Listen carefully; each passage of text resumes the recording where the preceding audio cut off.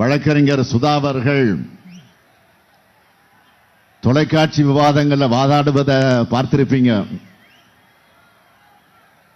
மக்களுக்காக, இந்திய ஒற்றுமைக்காகவும் ஆணித்தரமான கருத்துக்களால் எதிரிகளை நிலைகுலைய செய்கிற ஆற்றலை பெற்றவர்.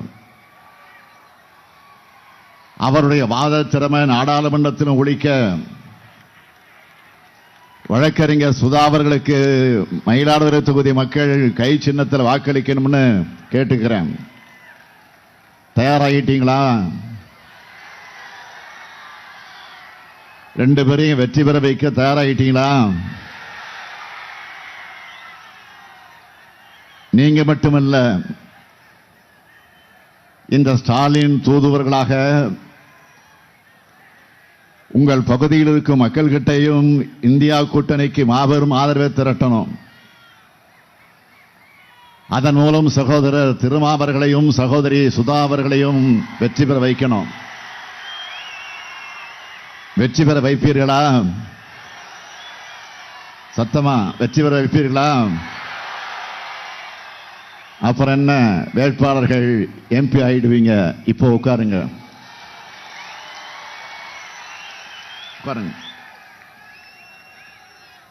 இந்த தேர்தலில் திருமாவர்கள் குறிப்பிட்டதைப் போல நீங்கள் போடுகிற வாக்கு எம்பிக்களுக்கு மட்டுமல்ல, நாட்டு மக்கள் மேல் அன்பும் தமிழ்நாட்டு மேல உண்மையான அக்கறையும் கொண்ட ஒருவர் பிரதமராக வர நீங்க வாக்களிக்கணும். சமூக நீதியை காக்கிற ஒரு பிரதமர் டெல்லியில அமர வாக்களிக்கணும். சமூக நல்லிணக்கம், மதச்சார்பின்மை, ஏன் அரசியல் சட்டத்தை பாதுகாக்கிற ஒரு பிரதமர் நாட்டை ஆள்வதற்கு வாக்களிக்கணும். ஏன்னா இப்ப இருக்கிற பிரதமர் மோடி அவர்களுக்கு சமூக நீதி மேல அக்கறை இல்லை. மதச்சார்பின்மைய மருந்துக்கு கூட நினைக்கிறது இல்லை.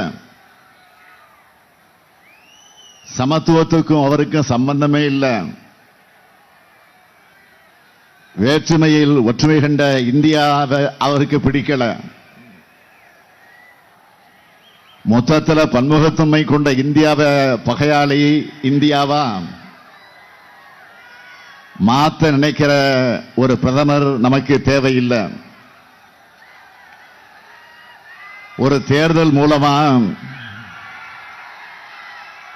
2ஆம் விடுதலை போராட்ட வரலாற்றை எழுத நமக்கு கிடைத்திருக்கக்கூடிய வாய்ப்பு தான் இந்தியா கூட்டணி. தமிழ்நாட்டில் வேரூன்றியுள்ள சமூக நீதி இந்தியா முழுக்க பரவ உருவாகியுள்ள வாய்ப்பு தான் இந்தியா கூட்டணி. சமூக நீதி நமக்கு சும்மா கிடைச்சிடல. ஏராளமான தியாகங்களை, அந்த தியாகத்தால் விளைஞ்சதுதான் சமூக நீதி. மாபெரும் தலைவர்கள் எல்லாம் உழைச்சு நமக்கான உரிமையை பெற்றுக் கொடுத்திருக்காங்க. P T. Thiyagarayar, T M. Nair, doctor Natesanar, தந்தை பெரியார், ரெட்டமலை சீனிவாசன், அயோத்திதாச பண்டிதர், எம்.சி. ராஜா, புரட்சியாளர் அம்பேத்கர், பெருந்தலைவர் காமராஜர், பேரறிஞர் அண்ணா, முத்தமிழறிஞர் கலைஞர், வி.பி. சிங் போன்ற தலைவர்களால் போற்றி வளர்க்கப்பட்டதுதான் சமூக நீதி கருத்தியல். இந்த சமூக நீதிதான் ஒடுக்கப்பட்ட மக்களை இன்றைக்கும் உயர்த்திக்கிட்டு இருக்கு. 1921ஆம் ஆண்டு சென்னை மாகாணத்தை ஆட்சி செஞ்ச நீதி கட்சி தான் நம்மோட மக்களுக்கு இடஒதுக்கீட்டை வழங்குச்சு. இந்த இடஒதுக்கீட்டுக்கு 1950ஆம் ஆண்டு பேராபத்து வந்துச்சு. தந்தை பெரியார் வெகுண்டு எழுந்தார். தமிழ்நாடே கொந்தளிச்சது. பெருந்தலைவர் காமராஜர் பிரதமர் நேருவிடம் வலியுறுத்தினார். புரட்சியாளர் அம்பேத்கர் அதுக்கான சட்ட திருத்தத்தை உருவாக்கி கொடுத்தார். இந்த தலைவர்களுடைய முயற்சியால தான் சமூக மற்றும் கல்வியில் பின்தங்கியுள்ள இதர பிற்படுத்தப்பட்ட பட்டியலின பழங்குடியின மக்களின் கல்வி வேலைவாய்ப்புக்காக மாநிலங்கள் செய்யும் எந்த சிறப்பு ஏற்பாடும்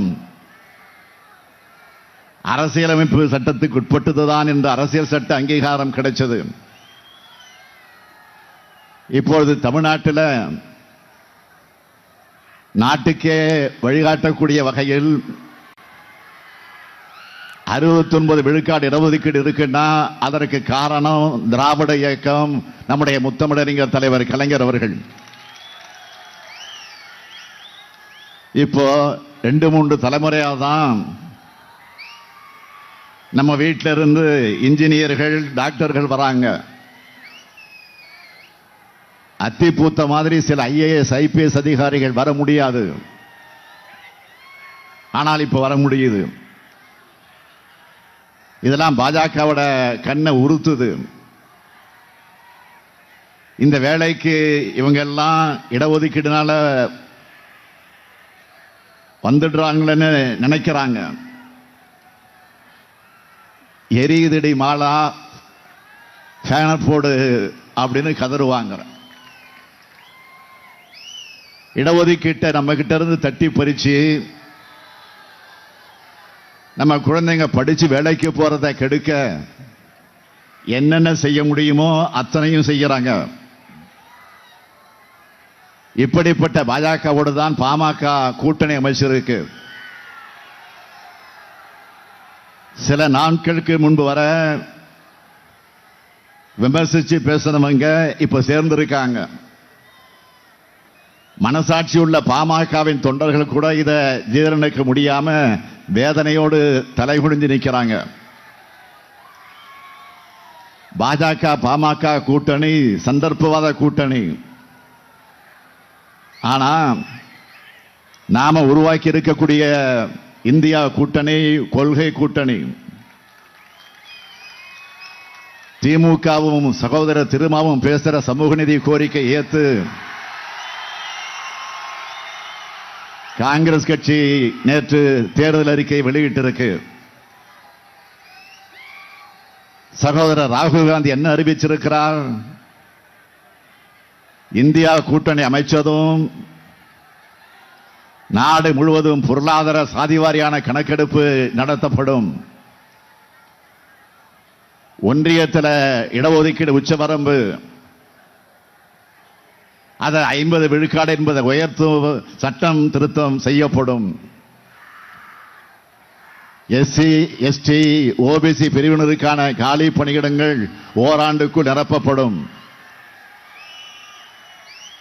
SC ST OBC மாணவர்களுக்கான கல்வி உதவித்தொகை 2 மடங்கு ஆக்கப்படும். முக்கியமா இதே அரியலூரை சேர்ந்த அனிதாவை நீட்டுக்காக பறிகொடுத்தோமே,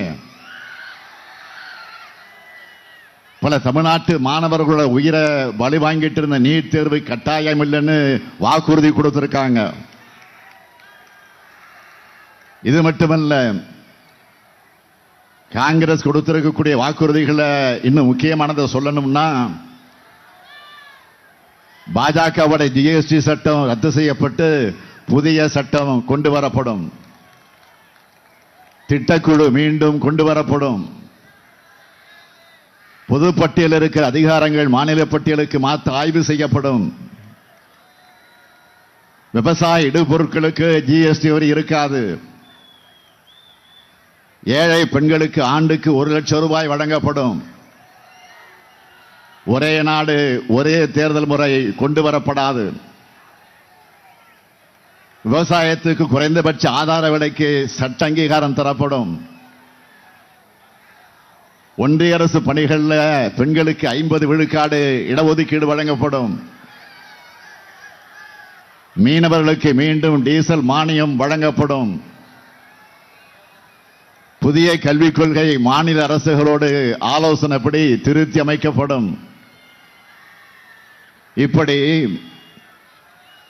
ஜூன் 4ஆம் நாள் தேர்தல் முடிவுகளுக்கு பிறகு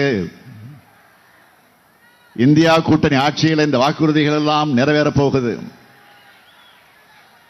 இந்தியாவினுடைய தென்கோடி மூலையில் இருக்கிற திமுக சொல்றத